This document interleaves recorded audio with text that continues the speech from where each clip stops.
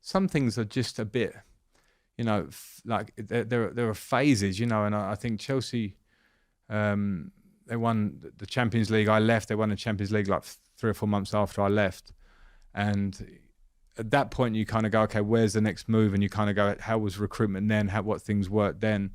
And maybe some players left during that period. Maybe in terms of recruitment, you wanted to bring in maybe some people would be like the future in terms of when I was at Chelsea before, I wanted to bring in Declan Rice. I was like, this kid's going to be the captain of Chelsea for the next 10 years. It didn't happen, but anyway, the makeup of the squad is international players generally. There were a couple of young players, but when you try and build a squad, it would be like this is my core kind of 15 or 16, and then you go and maybe these 2 experienced players that might not need to play every week, and then we've got these kids that are waiting and they're like just happy to be there. They want to play. They're going to be training, and if you give them an opportunity, they'll be like. But when you have like international players in a big number, then of course you're telling internationals you've got to stay at home.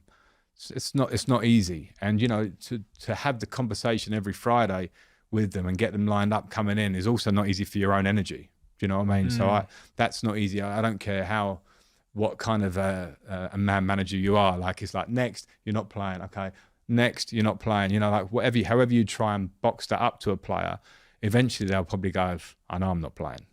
Stop telling me this shit. Do you know what I mean? So like it was very evident to me when I walked in because having worked at Chelsea as a coach before and as a player, I do know the standards. I do know that.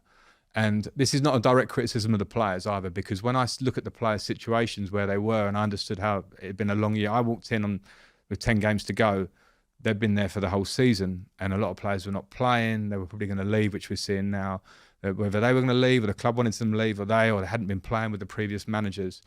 And I could see in training that the level wasn't enough. It wasn't enough to go and get a result at, whoever you might want to say, at Brentford at home or let alone Real Madrid. It wasn't enough. I think it's a complicated one, and in the end I think he's got a year left on his contract. What I'll say about Mason is all the things I spoke about there. You talk about like modern players and how the game's changed. He is a throwback to the attitude and the commitment and the quality. That was the beauty of working with Mason, was that he gave you so much in terms of his effort every day. Anything you'd ask him to do, it was like, yeah, and he kind of got it. And I think any great player has to have that kind of intelligence and that desire about them. Like, what do you need me to do? Yeah, I've got it and I'll do it. I'll repeat it.